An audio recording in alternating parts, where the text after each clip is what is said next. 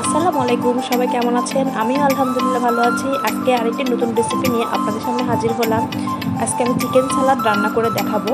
তো কম বেশি চিকেন সালাদ সবাই আমরা খুব পছন্দ করি, বিশেষ করে আমার তো খুব পছন্দের চিকেন সালাদ। তো আজকে আমি আমার এই রেসিপিটি শেয়ার করবো আপনাদের সাথে। তো চলুন দেখে নেওয়া যাক। তো চিকেন সালাদ রান্না করার জন্য প্রথমে আমি নিয়ে নিয়েছি মুরগির বুকের মাংস ছোট ছোট করে কেটে। তো এখন আমি চিকেনটাকে ম্যারিনেট করে নিব। তো সেজন্য আমি দিয়ে দিচ্ছি খানিকটা আদা বাটা এবং রসুন বাটা, খুবই অল্প পরিমাণে দিতে হবে। তো দিয়ে দিলাম হালকা একটু মরিচের গুঁড়ো, আমি এখানে কাঁচামরিচটাই বেশি ব্যবহার করব। আর দিয়ে দিলাম হলুদ গুঁড়ো, আর এখানে দিয়ে দিচ্ছি ময়দা। ময়দাটা আপনারা পরিমাণ মতো দিবেন, চিকেনের পরিমাণ অনুযায়ী।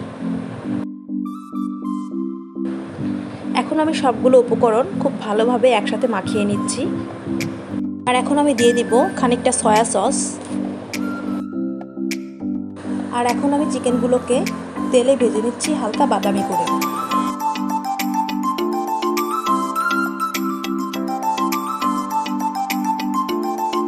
তো আমার চিকেনগুলো ভাজা হয়ে গিয়েছে হালকা বাদামি করে, আমি বেশি ভাজবো না, এখন আমি উঠিয়ে নেব। এখন আমি চিকেন সালাডটাকে মাখিয়ে নেব। তার জন্য নিয়ে নিয়েছি শসা কুচি করে কেটে, আর এখানে চিকেনগুলো বাদামি করে ভেজে নিয়ে নিয়েছি। আর কেটে নিয়েছি পেঁয়াজ কুচি আর মরিচ কুচি। তো আমি এখন সব উপকরণগুলো একসাথে ভালোভাবে মাখিয়ে নিচ্ছি। প্রথমে আমি চিকেনগুলোকে দিয়ে দিচ্ছি, তারপর আমি দিয়ে দিব শসা।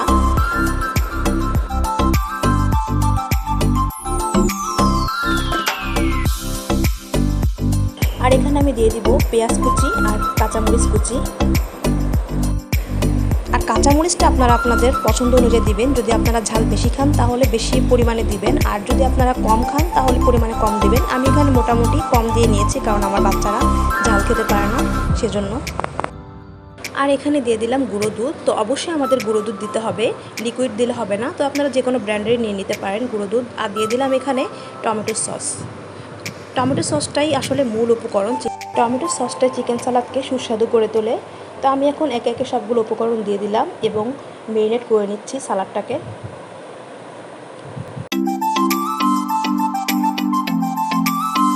সবশেষে আমি হালকা একটু লবণ দিয়ে দিলাম স্বাদের জন্য। তো আমার চিকেন সালাদ তৈরি হয়ে গিয়েছে। তো আপনারা দেখে নিলেন খুব সহজে কম উপকরণে কীভাবে আমি চিকেন সালাদ তৈরি করে নিলাম। তো আশা করি আমার রেসিপিটি আপনারা বাসায় ট্রাই করবেন, এবং আমার রেসিপিটি ভালো লাগলে অবশ্যই একটি লাইক দেবেন, কমেন্ট করবেন এবং আমার চ্যানেলটিকে সাবস্ক্রাইব করবেন। তো সবাই ভালো থাকবেন, আল্লাহ হাফেজ।